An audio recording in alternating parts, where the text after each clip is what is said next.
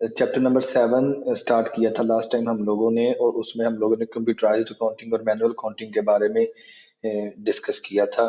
और उसके बाद सब्सिडरी लेजर्स की तरफ हम लोगों ने मूव किया था। आज हम लोग चलेंगे स्पेशल जर्नल्स की तरफ।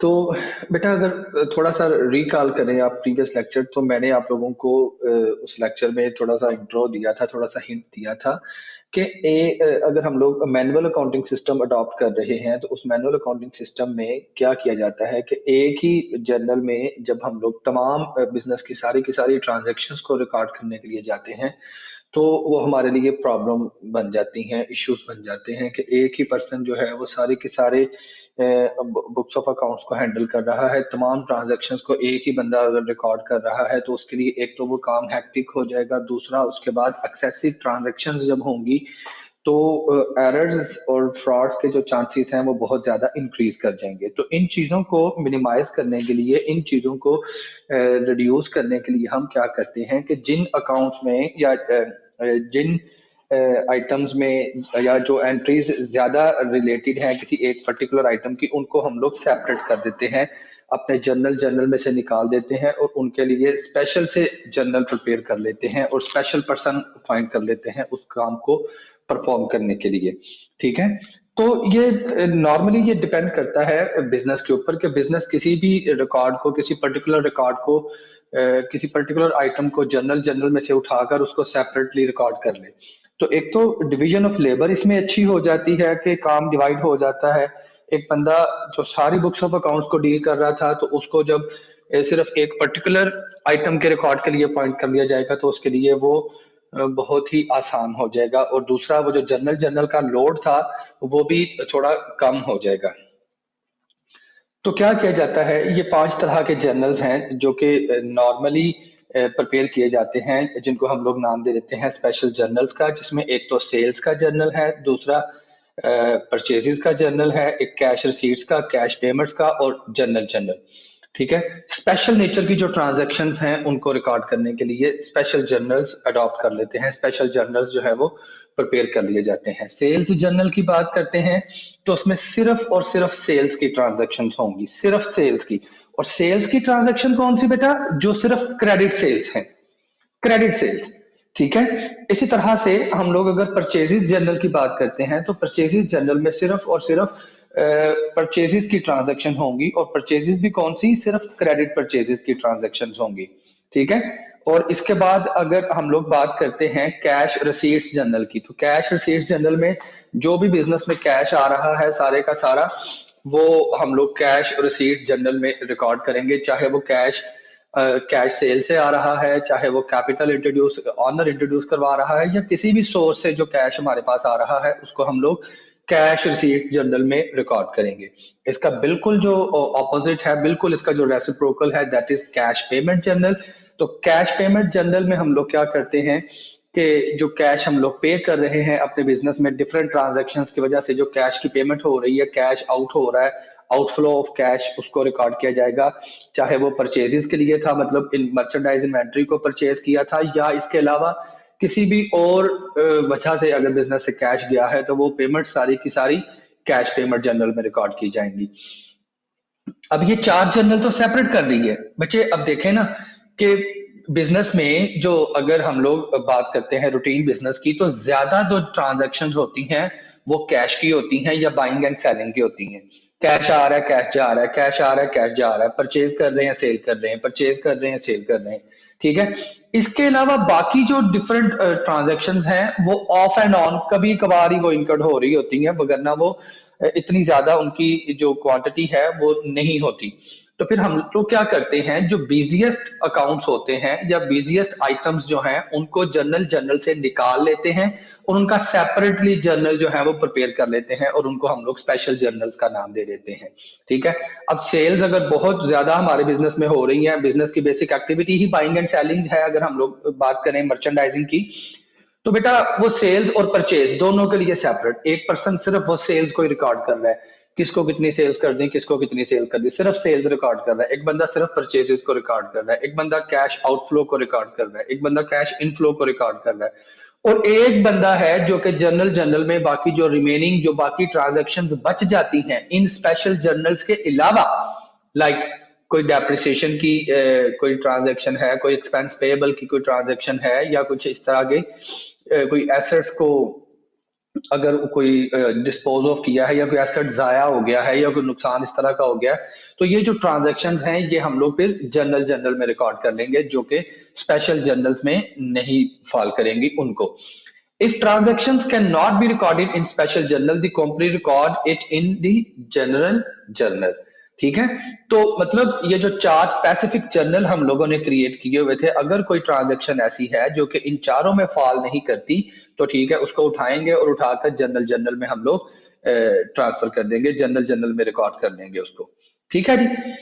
उसके बाद बेटा हमारे पास नेक्स्ट प्रोसेस क्या है कि स्पेशल जर्नल्स को प्रिपेयर किस तरह से करना है। सबसे पहले हम लोगों ने सेल्स जर्नल की बात की थी, तो सबसे पहले हम लोग सेल्स जर्नल को रिकॉर्ड करना सीखेंगे, लेकिन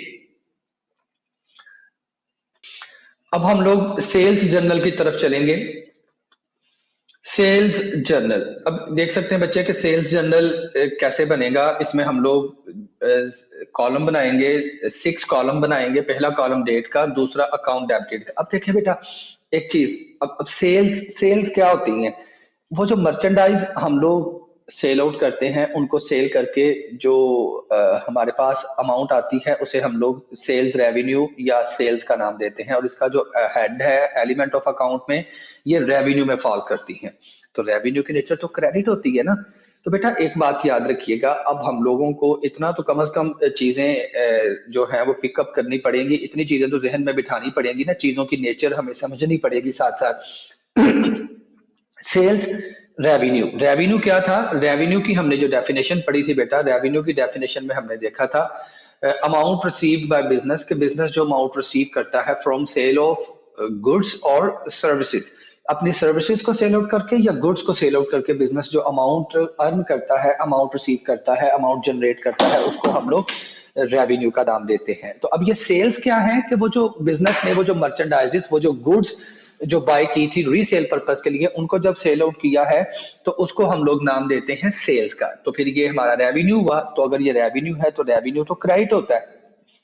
सेल्स हमने देखा था कि इंक्रीज ही कर रही थी हमारे बिजनेस में, सेल्स को डिक्रीज हमने कभी भी नहीं किया था। हाँ, सेल्स सिर्फ लेस तब हुई थी जब हम लोगों ने इनकम स्टेटमेंट में जाके कंट्रा रेवेन्यू अकाउंट को उसमें से माइनस किया था, वरना सेल्स की नेचर क्रेडिट ही है। तो जब भी सेल करेंगे A B C X Y Z, जिसको मर्जी सेल करेंगे वो डेबिट होगा, और सेल्स क्या हो जाएंगी, क्रेडिट हो जाएंगी। और सेल्स जर्नल की अभी मैंने डेफिनेशन आपको बताई कि सेल्स जर्नल में क्या होगा कि हम लोग सिर्फ अपनी क्रेडिट सेल्स को रिकॉर्ड करेंगे। तो उसकी एंट्री जो भी होगी, अकाउंट रिसीवेबल, उस पर्सन का नेम डेबिट और सेल्स क्रेडिट होंगी। तो अब एक चीज याद रखिएगा कि यहाँ पे अकाउंट डेबिटेड ही आएगा, यहाँ पे अमाउंट क्रेडिटेड नहीं आएगा। कि जब हम लोग सेल करते हैं तो सेल तो क्रेडिट ही होनी है, और जिस वजह से वो डेबिट होगी वो यहाँ पे ये अकाउंट उसका नाम लिख देंगे, वो जो भी अकाउंट रिसीवेबल होगा उसका नाम लिख देंगे।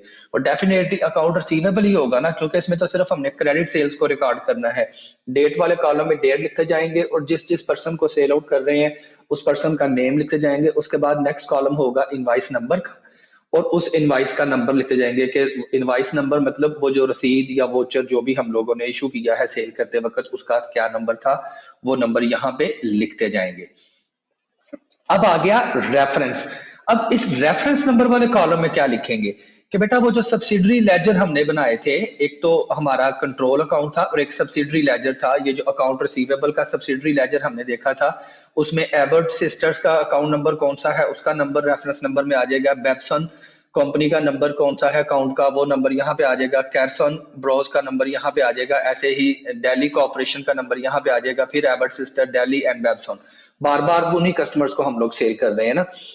अब अगली जो एंट्री है, जब हम लोग बेटा सेल्स का ताल्लुक किस चीज के साथ होता है, हम लोग उसकी एंट्री पूरी की पूरी यहाँ पे लिख रहे हैं, अकाउंट रिसीवेबल डेबिट और सेल्स अकाउंट क्रेडिट। अब ये दो अकाउंट्स इन्वॉल्व हैं। अकाउंट रिसीवेबल के पीछे यहाँ पे जो सब्सिडरी लेजर है उसमें से कौन सा अकाउंट रिसीवेबल इफेक्ट हो रहा है, यहाँ पे उसका नाम लिख देंगे अकाउंट डेबिटेड में।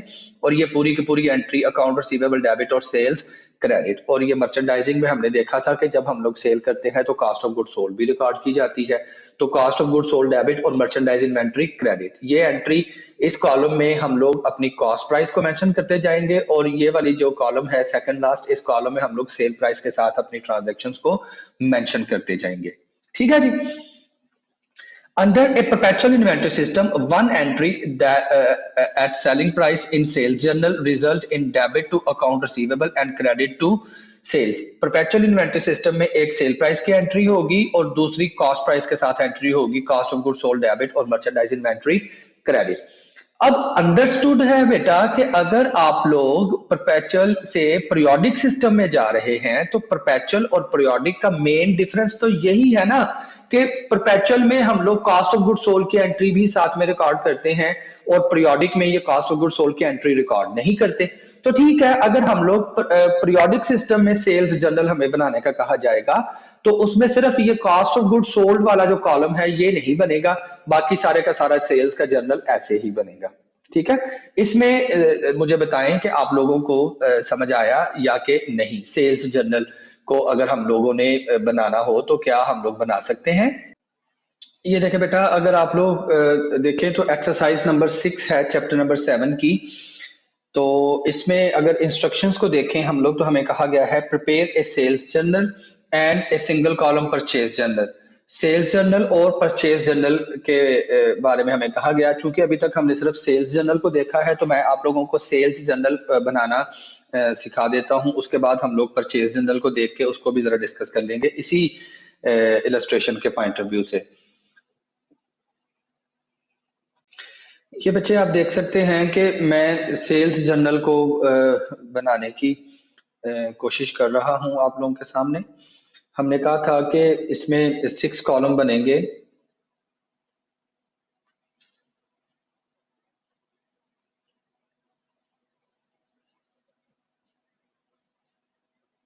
पहला कॉलम डेट का, उसमें हम लोग डेट एंटर करेंगे जिस डेट को ट्रांजैक्शन हो रही है।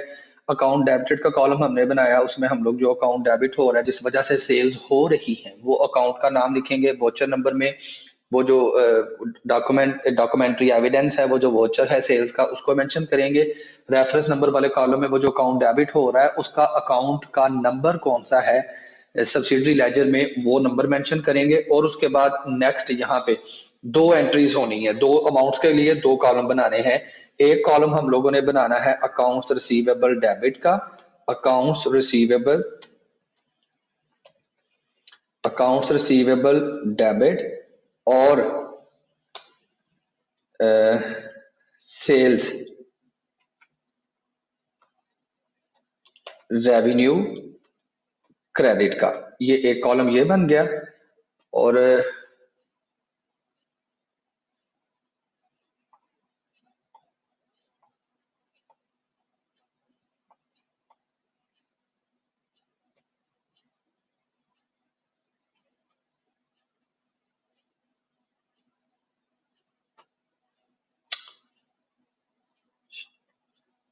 ले बेटा जी,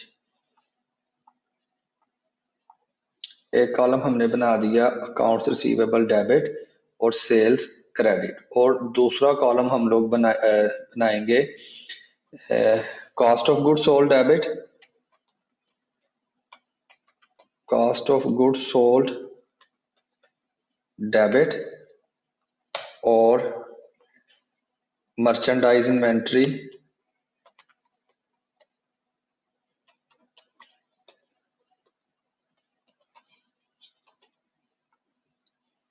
क्रेडिट। ठीक है जी, ये 2 कॉलम हम लोगों ने बना दिए।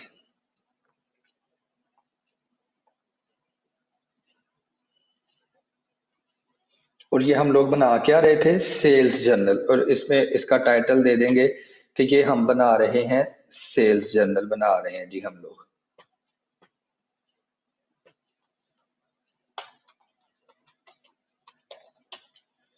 ठीक है बेटा, ये मैंने आप लोगों के सामने इसका फॉर्मेट बना के आपको दिखा दिया कि हम लोग इसको किस तरह से बनाएंगे।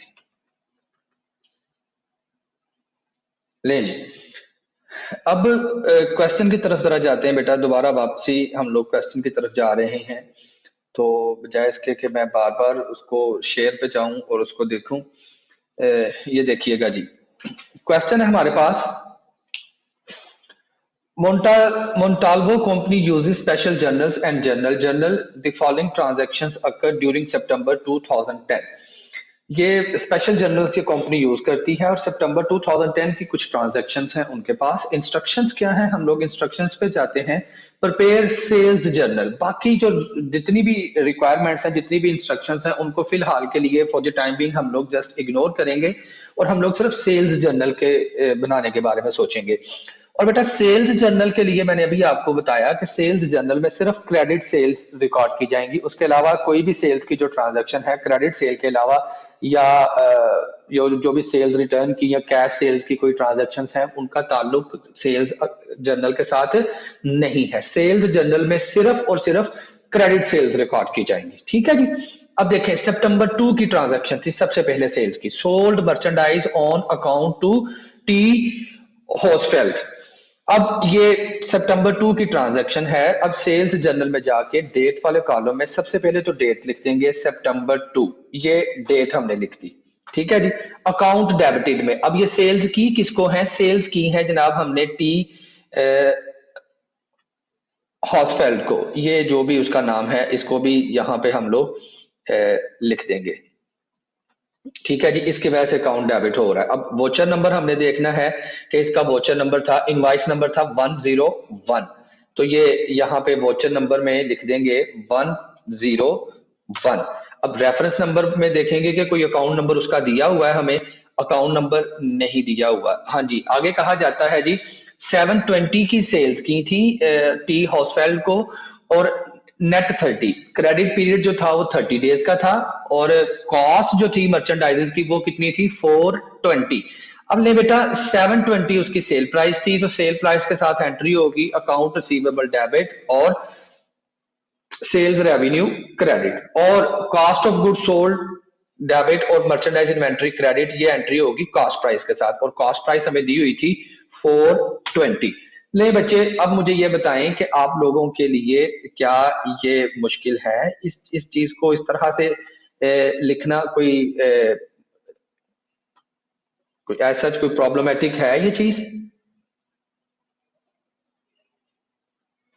एक और ट्रांजैक्शन देखिएगा जरा, उसी क्वेश्चन को हम लोग लेके चल रहे हैं। अगली परचेज की ट्रांजैक्शन है, छोड़ दें इसको, फिर परचेज ऑफिस इक्विपमेंट की है, ये भी छोड़ दें। Sold merchandise on account to P Lothar, ये पी लोथर को जो है वो सेल्स की है हमने, तो यहाँ पे अकाउंट डेबिटेड में वो नेम आ जाएगा, डेट थी 21। ठीक है जी। यहाँ पे डेट वाले कॉलम में हम लोग डेट लिखेंगे सितंबर 21, ये डेट लिख दी, और यहाँ पे वो अकाउंट मेंशन कर देंगे जो भी उसका नेम था। यहां से हमने इसको कॉपी किया हुआ था,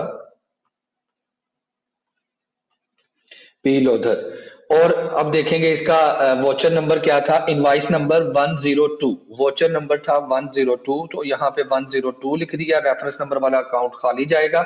अब नेक्स्ट देखेंगे कि $4 800 की सेल्स की थी, टर्म्स क्या थी 210, कि भाई अगर आप 10 डेज के अंदर पेमेंट करेंगे तो 2% आपको अमाउंट वेव ऑफ कर दी जाएगी, नेट 30, वरना 30 दिन बाद पैसे पूरे देने हैं। ओके, इनका कोई कंसर्न नहीं है, अगर पेमेंट होगी तो फिर उसको कैश रसीद जर्नल में जाके देखेंगे क्या करना है क्या नहीं, फिलहाल हम लोग सेल्स का जर्नल बना रहे हैं ना। The cost of merchandise was 480, और जो कॉस्ट थी वो 480 थी, तो सिंपल एंट्री ऊपर लिख दी हुई है हमने, कॉस्ट वाले कॉलम में वो उसकी अमाउंट लिख देंगे 480, और सेल प्राइस के साथ हम लोगों ने जो एंट्री पास की है उसमें सेल प्राइस की अमाउंट एंटर कर देंगे। सेल प्राइस कितनी थी 800, तो सेल प्राइस वाले कॉलम में 800 हम लोगों ने मेंशन कर दिया। Is it clear students? Next जो सेल्स की एंट्री है बेटा, वो सेल की एंट्री है sold merchandise to S Miller. S Miller जो है उनको हमने सेल्स की हैं, तो एस मिलर को सेल्स की हैं 700 की। ठीक है, और डेट है 27। एस मिलर, यहां पे उसका नाम लिख दिया एस मिलर, डेट वाले कॉलम में डेट लिख दी सितंबर 27, और वोचर नंबर वाला जो कॉलम था हमारा उसमें हम लोग इस ट्रांजैक्शन का जो वोचर नंबर, वो वोचर नंबर हमें नहीं दिया हुआ तो हम उसको छोड़ देंगे। एस मिलर फॉर $700, 700 की सेल की है फॉर 700 कैश। Very good. अब ये कैश सेल्स की है बेटा। अब अगर ये कैश सेल की है तो ये सेल जर्नल में आएंगी ही नहीं। ठीक है। अब ये देख लें, हमने कहा था सिर्फ क्रेडिट ट्रांजैक्शन जो है, जो क्रेडिट सेल्स हैं, सिर्फ वो ही आएंगी, इसके अलावा और कोई हमारे पास रिकॉर्ड नहीं होगी कोई भी चीज इसमें सेल्स जर्नल में। ओनली क्रेडिट सेल्स जो है उनको हम लोग रिकॉर्ड करेंगे। तो इस तरह से बेटा आप अपना सेल्स का जर्नल जो है उसको आप बनाएंगे और क्या करेंगे, एंड पे आप इसको करने के बाद टोटल कर लेंगे कि भाई टोटल हमारा जो है वो इतना आया है। ठीक है, ये सेल्स जर्नल का टोटल है, ये हम लोगों ने इसको लिख लिया, और उसका सेल प्राइस का, और ये कॉस्ट ऑफ गुड सोल्ड वाले जो कॉलम है उसका भी टोटल करके यहाँ पे प्रेजेंट कर देंगे कि जी ये कॉस्ट ऑफ गुड सोल्ड वाली जो अमाउंट थी ये इनका टोटल है। ठीक है, तो ये दोनों के हम लोगों ने टोटल कर लिए। ठीक है बेटा जी। तो इस तरह से हम लोग सेल्स जर्नल बनाएंगे जिसमें सिर्फ क्रेडिट सेल्स को रिकॉर्ड किया जाए। जी बेटा जी, तो मैंने आप लोगों को सेल्स जर्नल के बारे में बताया, और सेल्स जर्नल की एक छोटी सी मुख्तसर सी जो सिंपल सी एक एक्सरसाइज थी वो भी आप लोगों को करके समझाई और उसकी प्रैक्टिस भी करवा दी। उसका फॉर्मेट भी आपको समझा दिया कि किस तरह से हम लोग सेल्स जर्नल बनाएंगे। और सेल्स जर्नल बनाने का मकसद क्या है कि सिर्फ क्रेडिट सेल जो है उनको सेपरेट रिकॉर्ड किया जाए, ताकि हमें पता हो कि हम लोग कितनी क्रेडिट सेल्स जो हैं वो एक पर्टिकुलर टाइम पीरियड में हम लोगों ने की हैं, उनका सेपरेट रिकॉर्ड बिल्कुल मेंटेन किया जाता है। ठीक है, तो उसके बाद हम लोग नेक्स्ट मूव करते हैं अपने टॉपिक की तरफ। सेल्स जर्नल जो कि हम लोगों ने देख लिया, और उसके बाद हम देख सकते हैं स्पेशल जर्नल्स में पोस्टिंग दी सेल्स जर्नल। अब देखें बेटा, अब हम लोग क्या कर रहे हैं कि ये जो सेल्स जर्नल हमारे पास स्लाइड में बना हुआ था, उस सेल्स जर्नल से उठाकर हम लोगों ने अकाउंट रिसीवेबल का जो सब्सिडरी लेजर था वहां पे पोस्टिंग की हुई है।